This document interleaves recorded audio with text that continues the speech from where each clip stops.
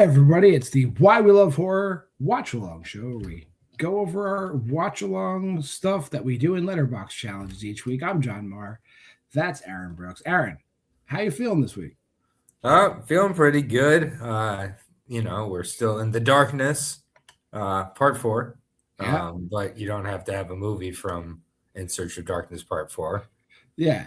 Just right? anything from any In Search of Darkness movie. Okay, at least that's how, it's how I did it. I feel like I meant to say the 3 from the 80s, but there's just so many.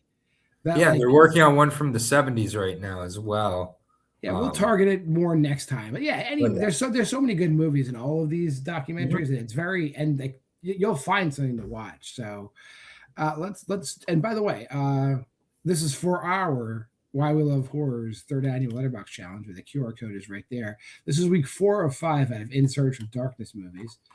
I believe my movie came first in chronological order, so we'll talk about Joe Zito's The Prowler. Now, do you know? I mean, either you know who Joe Zito is or you don't. He's the guy that did Friday the 13th, the final chapter, and not really a ton else besides this movie, The Prowler. And I think your review of it kind of hit the nail on the head a little bit.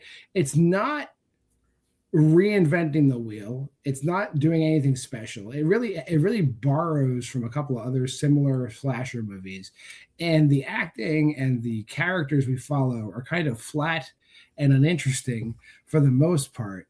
But if this isn't like Tom Savini's resume wrapped up in a movie, it is, because this movie delivers. All the kills are so out of this world. Tom Savini was cooking in The Prowler. It's like ho hum ho hum, holy shit. Yes. Ho hum ho hum, holy shit is The Prowler in a nutshell. Basically, it is.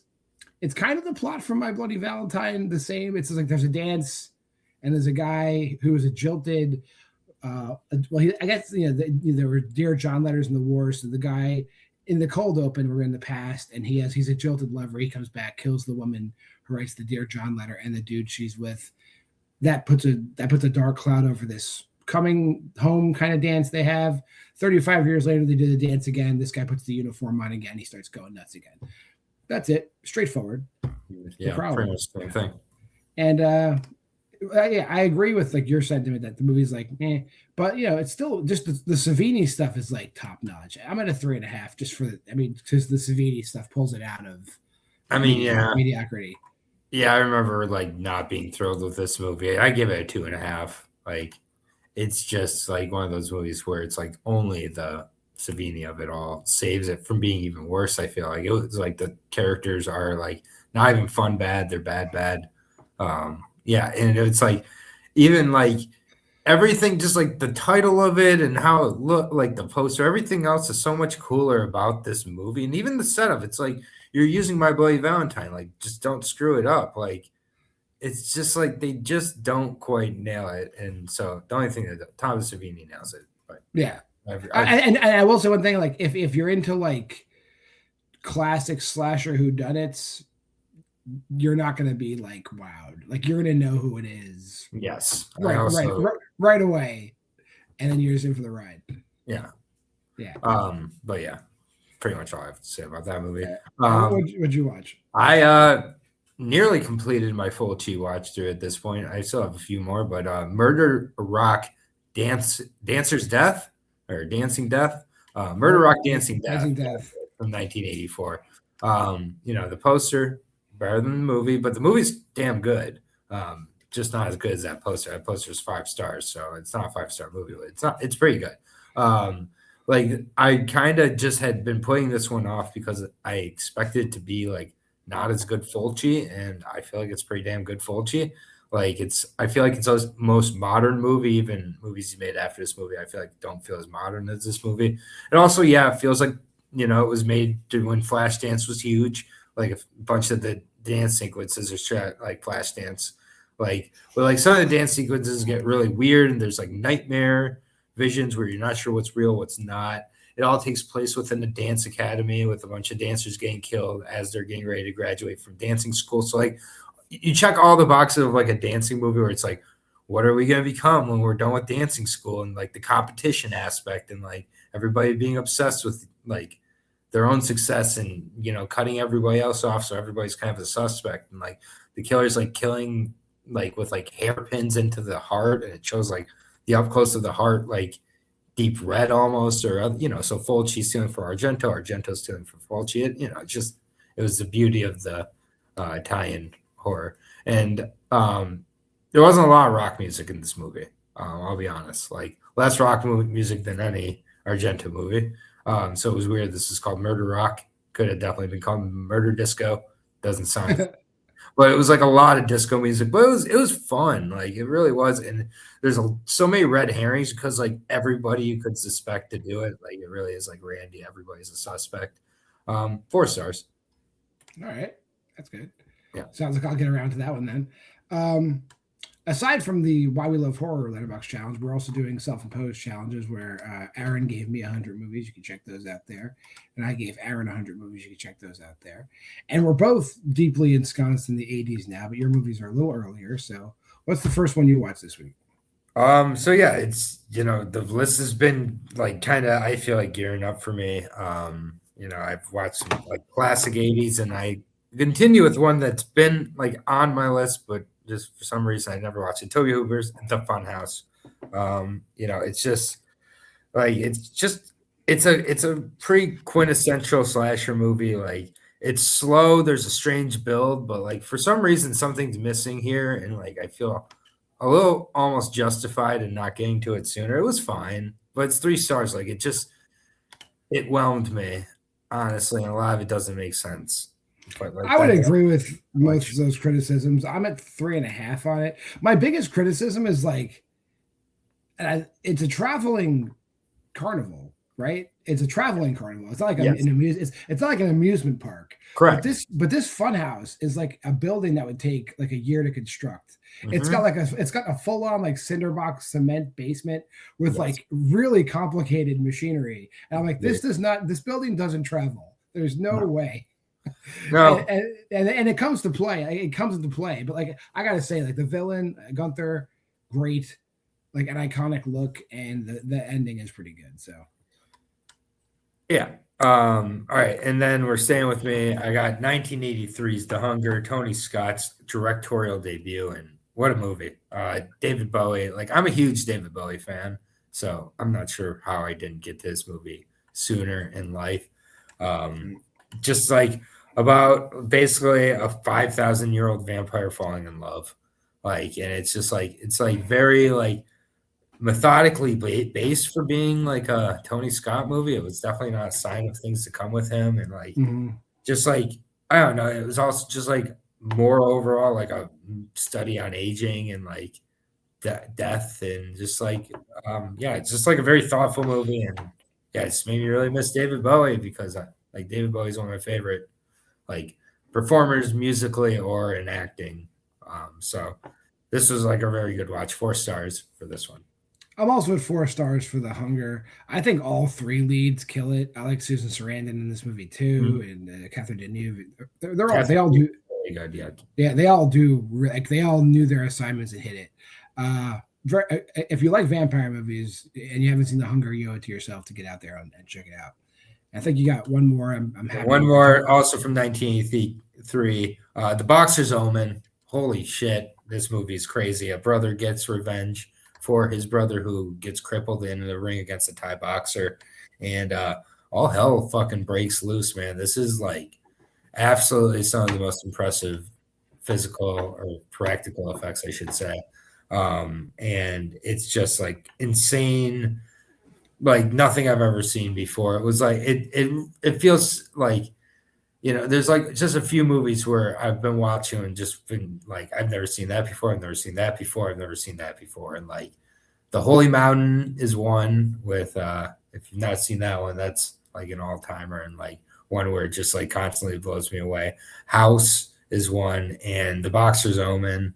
Like I'm trying to think what else can really top those. 4.5 for me, like, and just short of a 5. Like I just really, really enjoyed this movie. It's right my speed, and I was on board from the jump. Like shocked this hasn't been remade and ruined. And I'm glad. Yeah. I'm just slightly lower for Bolo Young is in this. If you know, you know. The fight, like the fight sequence, like if you're into like 80s kind of like martial arts action films, you're gonna get this is gonna scratch your itch as well. But then it's also like a crazy like supernatural like witches and warlocks type movie too. So you got it checks a lot of boxes. The Boxer's Omen, and I have seen a few other Hong Kong 80s horror movies, and they're all most of them are like right in this wheelhouse. So. But the Boxer's Omen's a great jumping off point for other stuff like that. Yeah. All right. We'll get into my movies for the week. First movie I watched that you recommended to me, 1988's Death Spa. That box art is fucking nuts. That stuff kind of happens in this movie, I guess. I think the biggest hurdle for this movie is the concept is like so off the wall. Like you have to like really buy into like what's going on. Like there is a health spa. A gentleman, he's a widower. His wife had been, I guess, paralyzed due to like a birth complication. She was pregnant due to the complications of the birth. She lost the baby and she got crippled. And then just living in the wheelchair was too much for her. She burns herself to death. And then her restless spirit haunts the unnecessary computer system that runs the spa. Like I don't know why everything is automated in this spa. It's a very like techno horror. Like it's like one of those 80s movies. Like this is what the future will be like. It's no, it's not gonna be like that at all. They're getting closer. It's just a fun movie. Like this is like not. I wouldn't drop the good label on Death Spa by any metric. It is fun though. It's a lot of fun where they go with it, but I couldn't give this higher than a 3, so I'll give it a 3. 3.5 for me. The ending bumped it up for me. I thought the ending was great. Oh, the ending is wild. The ending is like it's like the ending's like Carrie. It significantly saved the movie for me. It bumped up like half a star. So yeah. All right. Next on the list, still in 1988. A movie that I've been familiar with. I've seen a bunch of clips from it, but I never sat down and really watched the movie like en masse, like from cover to cover. William Lustig's Maniac Cop, and I'm kind of glad I finally got around to sitting down and watching it in its entirety because this is like there's people talk about it, but like not as much as they should.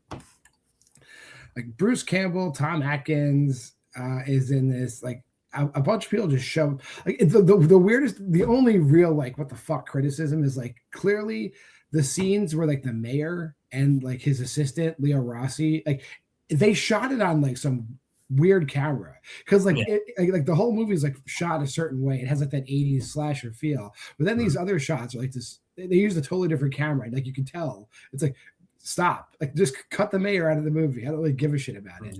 But I didn't even like. I mean, that doesn't hurt the movie at all. It's just weird. The one thing I will say is the stunts in this franchise. I haven't gotten to part 3 yet, but the stunts in this franchise are like they were like I guess William Lustig and the whole crew, like the trauma adjacent crew, were just like, give me the best fucking stunt people. Bring them here. I got some shit. I have some visions for them.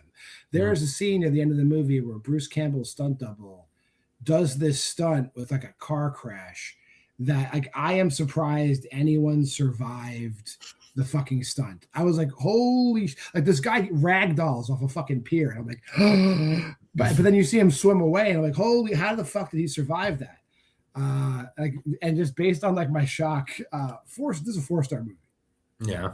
I gave it 3.5. And for some reason I mentioned the very end of the movie bothering me. So I'm not sure what did, but couldn't have been the stunt. But yeah, I think that because I did get to Maniac Cop 2 as well. I think the thing that might bother people in this franchise is like they kind of like it's kind of like the whole like Jason Voorhees thing with Matt the killer here. It's like I guess in Maniac Cop 2 they are leaning into the fact that he's undead, but like in Maniac Cop 1 he survives his initial death because he was like at death's door and the coroner revived him and faked his death. But then he's still alive at the end of the movie. And then in part 2, he's dead. But at that point I stopped giving a shit because I didn't care. I don't care. It's fine if he's alive. It's fine if he's dead. Just pick a lane. He should have. Whatever. But again, same thing. Like now you got like Richard Davies in the movie. Richard Davies in the movie, and they kill off all the heroes from the first one. No shock. We get new heroines. What's his name? Mike Lerner's in this movie. Like every movie they bring in like some cool character actors, and it's awesome. And then in this movie, they do a bunch of fucking like burn stunts that are like Kane Hodder would be like ejaculating, like watching these burn stunts in Maniac Cop 2. It's just they go on forever. Like everyone's like on total fire for like the last like 5 minutes of this movie. The last 20 minutes are insane in this movie. Yeah, it's crazy. Like it's so like again, like if you haven't like taken the time and watched the Maniac Cop trilogy, get yourself over there. This is like not as good as the first one, but it's still like a 3.5 for me. I like it more than the first one. I gave it a 4. I'm reversed on these. There's a scene with driving in handcuffs involved in this movie. That stunt is crazy too. Like he handcuffs her, like Matt handcuffs the new final girl, I guess, to the steering wheel of a car and sends it down like the West Side Highway in New York. And it's like, and she's steering the car, hanging on the outside of the car, and the scene goes on for minutes. Yes, it's nuts. Yeah, like the stunts are just like the entire budget was the stunts. Yep. Yeah, it's great. And Larry Cohen also wrote these movies. So I forgot about Larry Cohen. Yeah, Larry Cohen also had a hand in it, and yeah, you can tell. Like it's not. Yeah, they're not like it's a crazy concept, but it's written well. Yes, I guess is the best way to put it. But that'll do it for this week. We'll be back for the final week of In Search of Darkness, week 5 of 5, next week here on the Watchalong Show. If you made this far in the video, like, comment, subscribe, and share. Go to the Facebook group at Why We Love Horror. That is the Why We Love Horror Challenge. Those are my 100 movies, and those are Aaron's 100 movies. But until next time, I am JWMaher, and that's Aaron Brooks. This has been the Watchalong Show. We'll see you next week.